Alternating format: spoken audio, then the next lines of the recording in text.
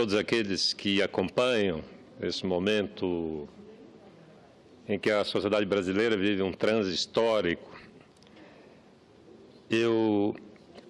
Em seu ensaio, senhor presidente, Norberto Bobbio, um renomado cientista político italiano, diz que a democracia é idealmente um governo do poder visível, isto é, do governo cujos atos se desenrolam em público, sob o controle da opinião pública. Mais na frente, nesse mesmo ensaio sobre o poder invisível, Bobbio cita Maurice Joly, que em seu diálogo no inferno entre Maquiavel e Montesquieu, escreveu no século passado que as instituições de um país livre não podem durar por muito tempo se não agirem à luz do sol. Digo isso para afirmar minha convicção de que a solução para a crise brasileira, a crise política que estamos vivendo, passa pela sociedade e por sua representação política no Congresso Nacional e deve ser pública, à luz do sol. O movimento do sistema político brasileiro cada vez mais aprofunda o racha social no qual estamos imersos. A escalada dos acontecimentos da vida política não só contaminaram a vida econômica, como também as relações entre amigos, vizinhos, principalmente familiares. E olha que não estamos em período eleitoral. Mas, na verdade, as eleições de 2014, senhores senadores e senhoras senadoras, nunca terminaram. Alguns meios de comunicação têm perguntado minha posição em relação ao impeachment da presidente Dilma. Digo sempre que estamos em um impasse. O problema, para mim, é o que acontecerá após a aprovação ou não do impeachment. Minha avaliação é de que os perdedores da crise não aceitarão o resultado qualquer que seja o lado. Essa é uma disputa de poder e nós temos dois lados nessa disputa. E a minha avaliação é de que nenhum dos perdedores da crise não aceitarão o resultado, seja qual seja o lado. Em caso de arquivamentos, senhor presidente, a oposição, que já não aceitou o resultado de 2014, continuará em pé de guerra, combatendo o governo, enquanto uma parte majoritária das ruas continuará gritando pelo fim da corrupção estimulada pela mídia. Em caso de impeachment, os que hoje estão na situação vão se entrincheirar contra o novo governo, enquanto a população que foi às ruas na última sexta-feira exigirá a mira da Lava Jato contra o governo PMDB-PSDB, cuja linha sucessória é formada por Temer, Calheiros e Eduardo Cunha. A sociedade está cindida e o futuro é muito preocupante. Até aqui, os eventos mais significativos da crise foram a exploração midiática das diligências contra o ex-presidente Lula e as prisões de empresários da construção civil. Numa coisa estamos todos de acordo: a Justiça tem dado respostas céleres e inusitada aos processos investigatórios em curso. Por exemplo, já condenou o mega empresário da construção civil, Marcelo Odebrecht, a 19 anos e 4 meses de prisão. Suas empresas, segundo o TSE, doaram suas empresas, e aqui eu tenho o levantamento feito no TSE, doaram 8.985.099,25 a candidata do PT, Dilma Rousseff, e 8.345.964,34 ao candidato Aécio Neves, do PSDB. Quase a mesma doação, a diferença de alguns poucos mil reais. Esse aqui eu levantei do TSE. Foram pesquisas feitas junto ao Tribunal Superior Eleitoral. Entendo eu, por dedução lógica, que o dinheiro que condenou um partido necessariamente condenará o outro. Afinal, como é possível operar o milagre de separar o que destes milhões é fruto de trabalho e o que é fruto de corrupção? Estão sob julgamento no TSE as contas da coligação vencedora das eleições encabeçadas pelo PT e PMDB, o que levará muito tempo para uma decisão final. É certo que o tempo da justiça deve ser respeitado, mas o tempo da política não pode esperar. Eu gostaria de colocar em discussão aqui, senão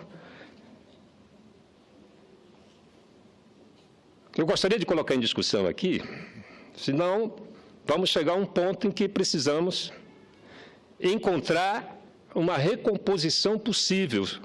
O que eu coloco é que nós precisamos discutir uma saída para a crise menos traumática. Isto para o bem da atividade política, como para o bem das relações entre os cidadãos. Entendo que, quando o juiz Sérgio Moro condenou Odebrecht, condenou todos os seus financiamentos a campanhas eleitorais. A condenação da chapa vencedora também se estende, se não juridicamente, politicamente, à perdedora. E mais ainda, isso aponta também para a condenação do financiamento da atividade política. As investigações da Lava Jato desnudaram o sistema. Insisto que não é um desvio de conduta individual. É o sistema que está sendo colocado em questão. E acho eu que esse deve ser o foco, o ponto futuro para o qual a sociedade deve olhar. A meu ver, só há uma saída digna dessa crise. E não é tão somente condenando penalmente vários empresários, burocratas, políticos, empresários, mas também o próprio financiamento do sistema público, do sistema político de campanha. A última tentativa do governo de debelar a crise, senador Jorge Viana, trazendo o ex-presidente Lula para a Casa Civil, me parece que foi uma renúncia branca da presidente Dilma Rousseff. Considera a nomeação do ex-presidente Lula juridicamente perfeita, legal, posto que a missão do ex-presidente seria assumir politicamente o governo, tornando o ato da presidente Dilma uma renúncia chancelada pelo seu próprio governo e pelo seu partido, numa tentativa de dar solução à crise. Por fim, considerando que, da mesma forma, como existe suspeita sobre a cabeça da chapa e com o vice Michel Temer, as acusações também atingiram o candidato da oposição. A saída mais democrática e que provocaria, de fato, uma renovação e daria legitimidade ao governante seria aquela elaborada pela sociedade e pela representação política, publicamente, à luz do sol. Essa é a maneira de sairmos grandes da crise. Pelos motivos que já expus, os conchavos que estão levando o país a um acordão, que acompanhamos pelos noticiários, não vão desmantelar o espírito bélico que encontramos nas ruas. Pelo contrário, pode gerar mais conflito e agravar a crise. Senador Cristóvão, concedo a parte a Vossa Excelência. Senador Cavalheiro, esse é o tema que nós deveríamos estar aqui se quiséssemos estar, como o senhor falou, sintonizados com o tempo. Mas não estamos. Nós somos irrelevantes. Hoje toda disputa é no Congresso, é no Judiciário. Nós próprios, cada um vai para o Judiciário. Pedir que não deixe o Lula chegar, que o Lula sair. Judicializamos, entregamos os pontos. O senhor tem razão em trazer, porque eu tenho a impressão que a gente não está dando conta da importância. O golpe já houve, o Congresso está fechado praticamente, pelo menos aqui. E lá volto apenas para o assunto do impeachment. Agora, o pior, qualquer saída que tivermos, o povo não vai aceitar. Nós não vamos construir a legitimidade com a legalidade. A legitimidade seria a Dilma sair. Mas a legitimidade virá com o vice assumindo, tendo sobre ele também suspeitas. O povo vai dar legitimidade, mas não tem outro jeito. A não ser como ontem eu estive num evento que está se propondo eleição geral, liderado em parte pelo Randolph. Eleição geral para todo mundo. Mas isso não é uma saída, isso é uma bandeira, como eu falei lá, porque ele não vai conseguir. Não vai conseguir que todos os parlamentares renunciem, os governadores, prefeitos. Nem vai conseguir que uma reforma constitucional, com 2/3 dos votos, votada 2 vezes aqui, 2 vezes na Câmara, aprove o fim do mandato. Então, não está havendo uma saída clara que case legitimidade com legalidade. E aí vem o meu temor, senadora Ana Amélia. A radicalização vai levar a algo, se não exatamente, parecido com a guerra civil. O governador Rodrigo Hollenberg me disse hoje que, nas últimas passeatas, eles apreenderam quantidade enorme de armas brancas. Foice, machado, facas. Um dia não vai conseguir segurar. E, ao não segurar, esse pessoal vai usar, um louco qualquer. Não acredito que ninguém dê ordem para isso. Mas não falta pessoas, eu não vou dizer louco, fanatizada. Está se caindo num processo de fanatização. Estávamos até conversando isso aqui com o senador Regufe. Há um processo de fanatização. A fanatização leva à violência. E a violência leva a guerras civis que depois ninguém sabe como parar. Não vou dizer que a gente vai ser uma Síria, nunca isso. Mas podemos começar conflitos armados por aí. E nós aqui não estamos sabendo construir a paz. A sanção é que não estamos à altura do momento. Porque sem o impeachment, esse país não vai ter jeito. Com o impeachment, nada indica que vai ter jeito, não. Algo tem que ser costurado, negociado. Eu já sempre disse que esse negócio de renúncia é uma questão de foro íntimo e que não deve ser uma questão daqui. A presidente deve ver isso conversando com o travesseiro dela e não com senadores. Mas, de repente, seria a saída para dar uma tranquilizada na população brasileira, que hoje está, como se diz por aí, com os nervos à flor da pele. Junte-se a isso uma violência que já se tem nessa cidade, nas nossas cidades. Nós somos hoje, nós temos cidades violentas sem... Aliás, eu sempre chamei isso de guerra civil que tem hoje no Brasil. E eu dizia guerra civil sem bandeira. Daqui a pouco vai ter bandeira. E vai se misturar os desencantados com os desesperados. Os desesperados excluídos da sociedade, fora do mercado, pobres, excluídos, com os desencantados, que acreditavam que iam ter uma saída. Seu discurso traz uma reflexão sobre isso, mas ainda não temos a proposta. Não temos a proposta. E não podemos demorar muito, como o senhor mesmo falou aí, sobre o tempo. Nós estamos relegando a dimensão tempo, deixando de lado, como se tudo um dia se arranjasse. Não se arranja, depois de grandes sofrimentos. Obrigado, senador Cristóvão. Só para concluir aqui, para fechar, eu diria que o povo nos mandou para cá com responsabilidades claras de conduzir o país. Nós somos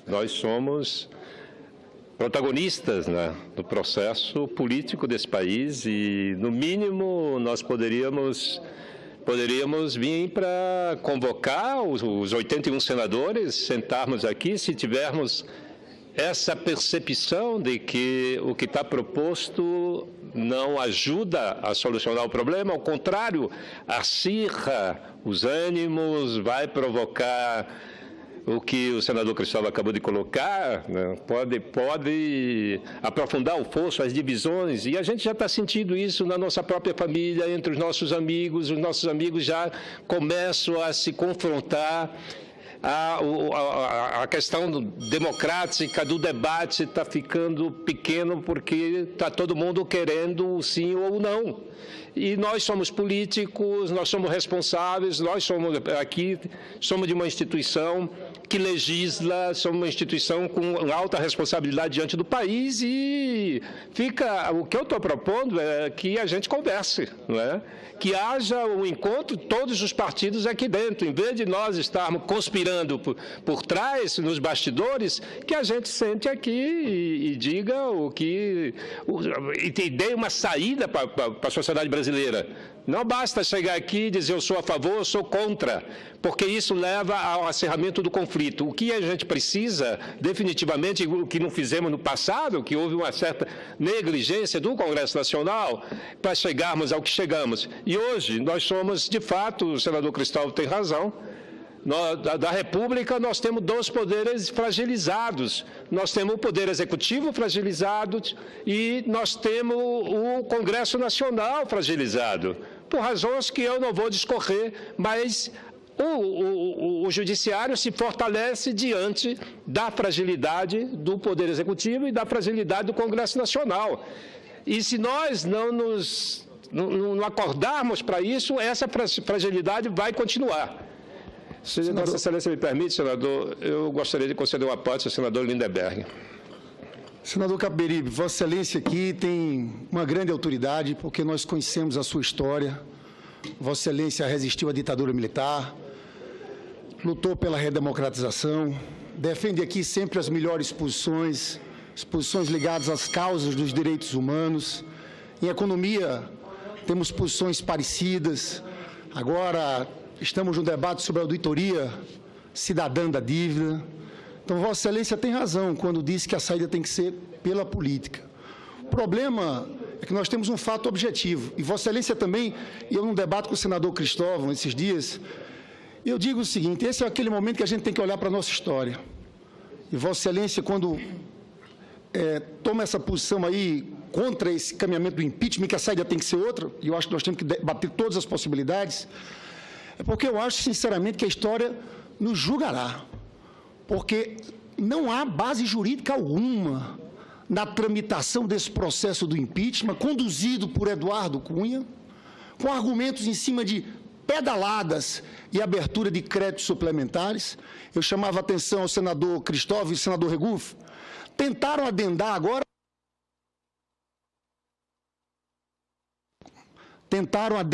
a delação do Delcídio. Eu cobrei na semana passada aqui da oposição. A delação do Delcídio precisa ser investigada. Ela só é fato depois. Eu cobrei coerência da oposição semana passada porque é como se a oposição quisesse adendar a parte que é contra o governo, como se fosse verdadeira, e esquece a parte que é contra ela.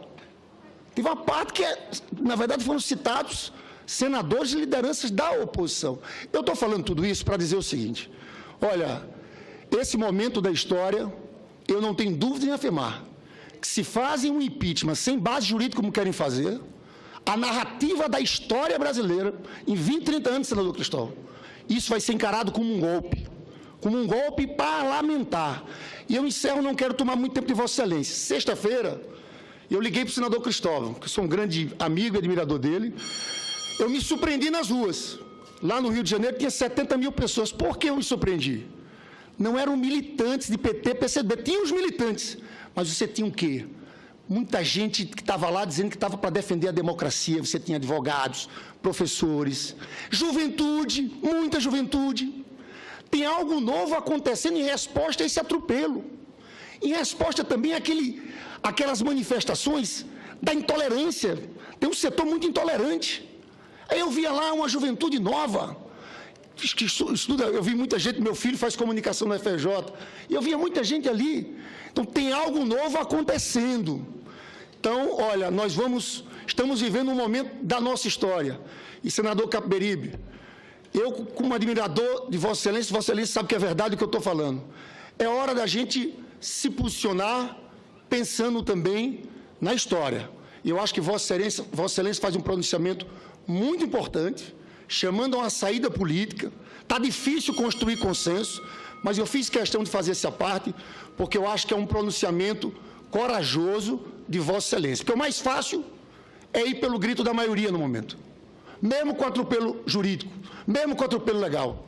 Então, parabenizo Vossa Excelência. Eu acho que tinha que haver mais responsabilidade política de todas as partes para tentar achar uma saída para essa crise. Muito obrigado. Que é a decisão do sim e do não, ela adia a crise. Mais na frente, independente de quem seja, eu não estou aqui torcendo por nenhum dos dois, nem pelo impeachment, nem pelo não impeachment. O que eu estou afirmando é que qualquer que seja a decisão, nós vamos ampliar a crise e a cisão na sociedade brasileira. E nós temos que ser responsáveis para entender isso, para entender e buscar uma alternativa. É isso que eu estou colocando e eu vou insistir até o último momento. Claro que no dia que eu vim votar aqui, se chegar o processo aqui na casa, eu vou me posicionar com absoluta clareza. Eu nunca fui de esconder o que eu penso, mas dessa vez, eu repito, não tenho apreço pelos dois lados que disputam o poder. Nenhum apreço, porque acho que poderiam ter feito infinitamente melhor do que fizeram. Fizeram coisas boas para o país? Fizeram. Mas não poderiam, não teriam o direito de colocar o Brasil nessa encruzilhada. Era isso, senhor presidente. Muito obrigado. Obrigado a todos.